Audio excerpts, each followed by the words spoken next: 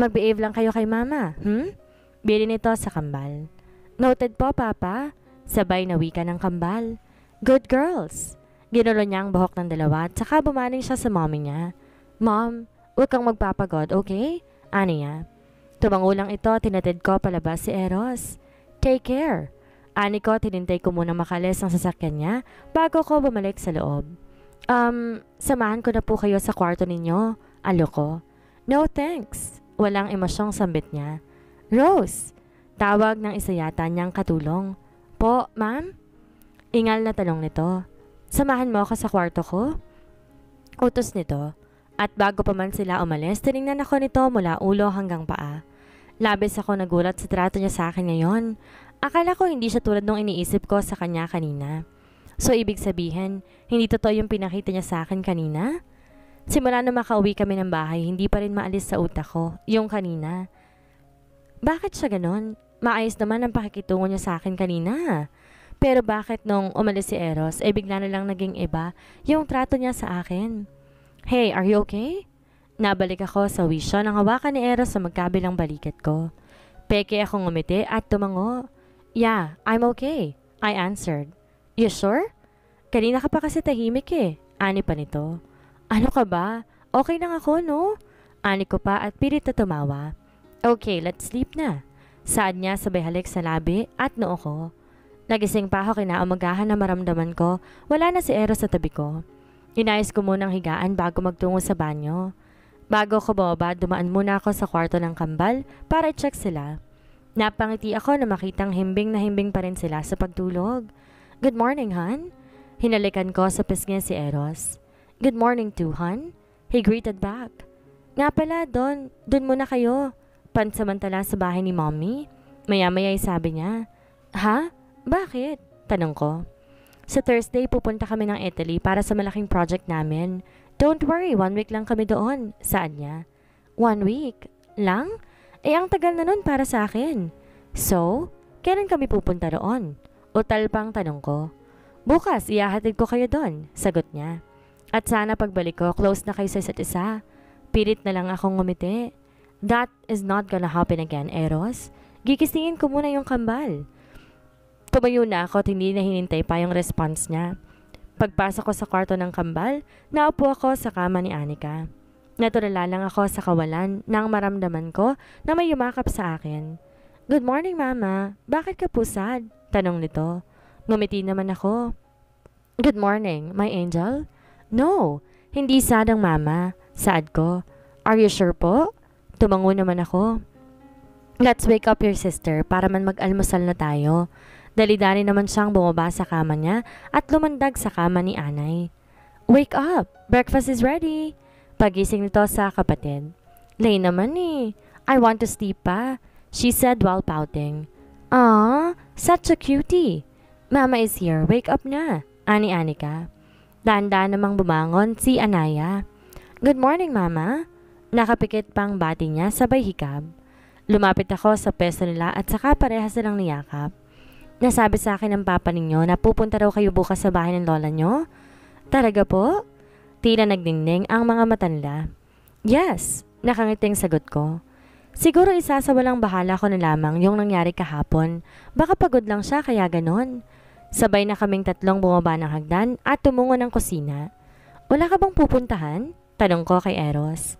Nirinok niya muna yung nasa bunganga niya bago magsalita. Kailangan ulit ako sa office para nga dun sa project namin sa Italy, sagot niya.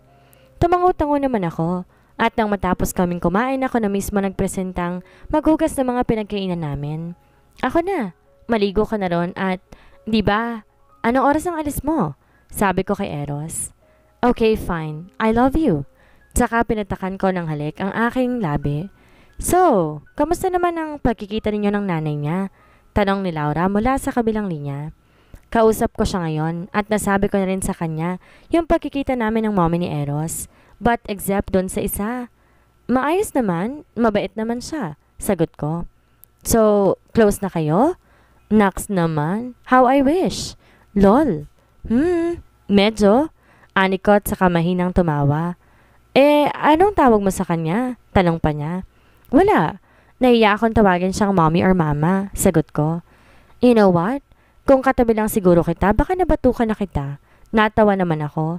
May na nga, tatawagin ko pa si mama eh. Paalam ko. Okay, sige. Kamusta mo ako sa kanya ha? Oo na, sige na. Nag-bye-bye na siya at saka pinutol ko ng linya, tsaka denial ng number ni mama. Matagal pa muna bago niya ito sagutin. Hello ma, bakit ang tagal mong sagutin? Tanong ko agad nang masagot niya ito. Hello ate. Nagtaka naman ako nang si Arnold ang sumagot. Arnold? Bakit nasa yung cellphone ni mama? Tanong ko. Nandito siya sa ospital ngayon ate. Ano? Bakit? Ano nangyari sa kanya? Sunod-sunod pang tanong ko. Dadalhin ko sana ang niluto ni mamang palabok, kaso naabutan ko siyang nakahiga sa sahig, kaya't nagmamadali akong kinuha ang tricycle para madala siya sa ospital. Mahabang litanya niya. Anong balita? Bakit daw siya nag-collapse? Naiiyak pang tanong ko. May tubig sa baga ni tita ate. Bigla ako ng lumo sa narinig ko. Paano? Naguguluhang tanong ko. Ang sabi ng doktor baka nakuha niya raw ito sa pawis kasi nabanggit ko may karindere si tita. Okay na ba siya? Tanong ko. Opo ate, nagpapahinga na lang siya ngayon. Sagot naman niya. Sige, salamat. Kakusapin ko si Eros mamaya para makauwi na kami dyan. Sabi ko sabay putol sa linya. Mama, bakit ka pa umiiyak? Mabilis kong niyakap si Aislinn at doon ako umiyak. Mas lalo naman akong naiyak na maramdaman ko na tinatapik niya ang likod ko. Tsaka lang ko humiwalay sa kanya nang mahimasmasan na ako. Sino pong umaway sa'yo? Halata sa tono niyang galit siya. Natawa naman ako. Walang umaway sa mama anak. Then, why are you crying? Tanong niya and I shook my head. Wala to anak. May nabasa lang si mama na nakakaiyak. Palusot ko. Bakit ka nga pala narito? Akala ko ba maliligo kayo? Tanong ko. Sasabihin ko po sana sa iyo na gawan mo po kami na merienda. She giggled. Ginulo ko naman ang buhok niya. Okay, isusunod ko na lamang doon. Tumango na lang siya at tumakbo na papunta sa likod ng bahay. Inayos ko muna ang sarili ko bago tumungo ng kusina para magawan na ng pagkain ang dalawa. Twins, here's your food na. Tawag ko sa dalawa. Napawaw na lang ako na makitang pareho silang nakaswimsuit. Grabe naman tong mga anak ko. Nasa bahay lang naman pero nakaganyan pa. Humagikhik na lang silang pareho. Pinanood ko lang silang kumain hanggang sa maubos silang lahat ng sandwich na ginawa ko. Nilagay ko muna sa lababo yung platong ginamit bago bumalik ulit sa pwesto. Ligo kayo ng ligo sa pool, itim na kayo niyan. Sabi ko habang pinapatuyo ang buhok ni Anaya. Okay lang po, masaya naman pong maligo eh. Sagot naman ni Anika. Oo nga po. Tsaka babalik lang din naman yung kulay namin kapag umitim kami. Pagsang-ayon ni Anaya. Kayo talaga? Mahina akong kinurot ang pisngi nila. Eros, may sasabihin sana ako? Panimula ko. Ako rin, pero ikaw muna. Saad niya. Tsaka, sabay na kaya tayo? Ani ko. May cancer si mommy. May tubig ang baga ni mama. Pareho kaming nabigla sa sinabi ng isa't isa. What? Sabay pang tanong namin. Kung may sakit ang mommy niya, ibig sabihin, kailangan kong i-risk si mama para bantayan ang mommy niya at para matuloy siya sa Italy? Ako nang bahala sa mommy mo, ani ko. How about your mother? Sino mag-aalaga sa kanya? Tanong niya. Huwag kang mag-alala. Naroon naman sina Arnold eh. Sila na munang bahala kay mama? Sagot ko. Sigurado ka? Pilit naman akong umiti saka tumango. Oo naman, sabi ko. Sorry ma, basta lagi mong tatandaan, mahal na mahal kita. Behave lang kayo rito, okay? Pag uwi ng papa, marami akong pasalubong na chocolate sa inyo. Nakatingin lang ako sa kanila habang nag-uusap sila. Ngayon na kasi ang alis ni Eros papunta ng Italy. At nahatid na rin kami kahapon sa bahay ng mommy niya. Maayos ulit ang bahagitungo nito sa akin, kaya baka pagod lang siya doon. Kaya ganon. Hey, okay ka lang? Nabalik ako sa ulirat nang tapikin ni Eros ang braso ko. Ha? Yeah, okay lang ako. Sagot ko. Kanina pa kasi tayo tatawag pero parang wala ka sa sarili mo. Usal niya. Mamimiss kita. Ani ko. Gusto mo bang wag na akong umalis? Nakangising tanong niya pa. Are you out of your mind? Ang naking project niyan tapos hindi ka tutuloy ng dahil lang sa akin? Usal ko. Just kidding. Aalis na ako. Bye. I love you. He said and gave me a kiss on the lips. I love you too. Have a safe flight. Kinawayan namin siya hanggang sa tuluyan na makaalis ang sasakyan niya. Let's go inside. Pag-aaya ko sa kambal. Pagpasok namin sa loob, ay nakita kong nakaupo sa sofa ang mommy ni Eros habang minamasa ang isang katulong ang binti niya.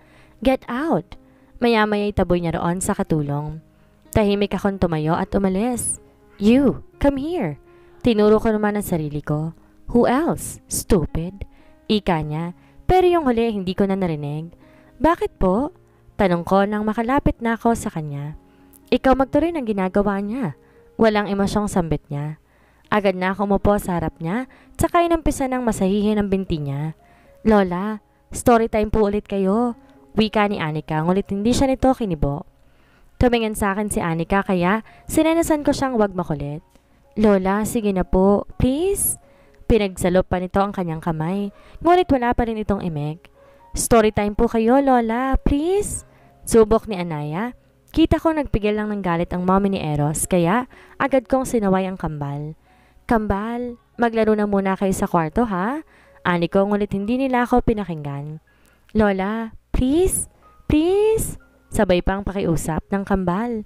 Will you please shut up? Bakit bang kukulit ninyo? Mabilis akong tumayo upang aluhin silang dalawa. Hindi naman po kailangan sumigaw eh. Mahina ang sambit ko. I don't care.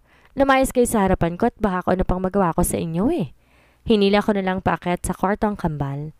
Hush now. She did not mean that, okay? Huwag kasi kayo makulit. Anika, diba? Sumenyas na nga ako sa'yo. Tumango siya. Palamagin muna natin yung ulo niya, then mag-sorry kayo. Understood? Sabay silang tumango. Mahigpit ko silang niyakap pagkatapos ay iniwan ko sila sa loob ng kwarto. Elena, ituloy niyo na yung ginagawa mo kanina? Tipid naman akong ngumiti bago lumapit sa kanya at tinuloy ng pagmamasahe sa binti niya. Anong oras po bang pag-inom ninyo ng gamot? Napatingin sa akin habang nakataas ang kanyang isang kilay. Nagtatanong lang po ako para makainom na po kayo. Utal pang sabi ko. She just rolled her eyes at di man lang sumagot sa sinabi ko. Get out! I want to go in my room. She said at dahan-dahang tumayo kaya naman mabilis akong tumayo para alalayan siya. Don't touch me. I can manage myself. Maraing sabi niya. Tinulak niya ako dahilan para mawalan ako ng balanse, kaya't napaupo ako sa sahig at tumama pang kaliwang braso ko sa gilid ng maliit na mesa. Ouch! Mahinang daing ko. Dahan-dahan akong tumayo at nang tignan ko siya, tuloy na siyang nakakiyat at di man lang ako tinapunan kahit isang sulyap man lamang.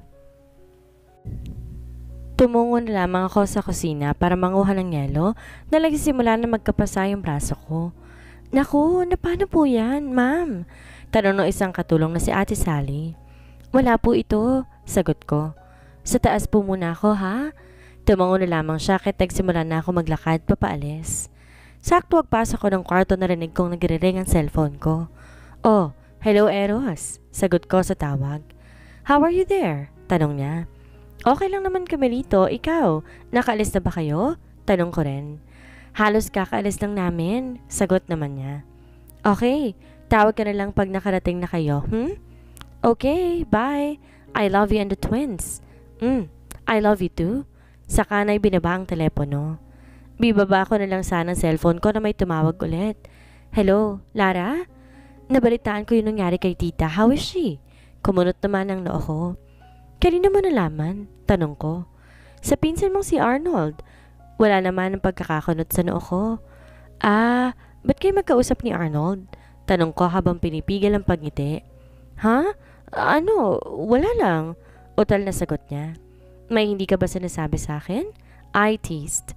Wala bakit parang defensive ka? Nakangising tanong ko. Okay, fine. Your cousin and I are dating. Napatakip ako ng bibig ko habang malawak ang aking ngiti. Since when? Bakit di mo sinabi kagad sa akin? Sunod-sunod ko pang tanong sa kanya. Medyo matagal na rin eh. You know what? Kung kasama lang siguro kita baka kanina pa kitang nahampas. Narinig ko naman siyang tumawa. Sasabihin ko naman sa'yo eh. But soon pa sana yun, sabi niya. So, kamusta nga sa tita? Ulit niyang tanong. Ba't di mo tanongin sa pinsan ko? Ani ko. Gusto kong marinig ang boses mo at gusto kong malaman kung okay lang kayo dyan sa buhay ng mommy ni Eros. Okay lang naman kami rito, sagot ko. Tsaka si mama baka raw bukas makauwi na siya. Gusto ko nga sanang umuwi kaso mag-aalaga sa mommy ni Eros kasi may sakit din siya. Anong sakit niya? Cancer. Maikling sagot ko. OMG, totoo? Yeah. Kaya nga di ko siya po pwedeng iwan dahil walang iba mag-aasikaso sa kanya. Sagot ko. Wala ba si Eros dyan? Wala. Pupunta siya ngayon ng Italy para sa project nila. Naman siya. Kailan ang uwi niya? Tanong pa niya. Next week. Okay, where are the twins? Nasa kwarto, teka't pupuntahan ko sila. Sabi ko at binaba mo ng ice bag sa lamesa bago lumabas ng kwarto. Pagpasok ko sa kwarto ng kambal, nakita ko silang natutulog, yakap ang isa't isa. Wrong timing ka? Ani ko at saka natawa. Bakit? Natutulog sila at mukhang napagod kakalaro. Sagot ko. Sige, bukas sila kapag may free time ako. Okay, sige. Sabi ko at saka pinutol ng linya. Bumalik na lang ulit ako sa kwarto. Kinuhang ice bag sa lamesa at lumabas ulit. Lusaw na kasi yung yelo kaya't papalitan ko na muna. Di pa ako tuloy nakakababa na makita kong mommy ni Eros. Nagmamadaling lumabas ng bahay, bihis na bihis. Dali-dali akong tumungo ng kusina para tanungin ang mga kasambahay. Ay, hindi po namin alam sagot ni Ate Esther. Saan naman kaya siya pupunta at ganun ang ayos niya? At akala ko ba may dinaramdam siya? Ewan ko ba? Tatanungin ko na lang siya pag uwi niya. Kalinang 9:00 pa ako narito sa sala habang nihintay ang pag-uwi ng mommy ni Eros. Magto-12 na pero wala pa rin siya. Sa gitna ng paghihintay ko, napatingin ako sa cellphone ko nang bigla itong tumunog. Si Eros. Bakit gising ka pa? Bungad na tanong nito. I can't sleep. I lied. Why? I don't know. How about you? What are you doing right now? Tanong ko rin. Going back to my suite. Kakatapos ng kasalang meeting namin. Sagot naman niya. It's getting late. Matulog ka na. Okay, sige. Ingat ka dyan, I love you. Ani ko. I will. I love you too. Pagkaputol yan ng linya, sakto mo.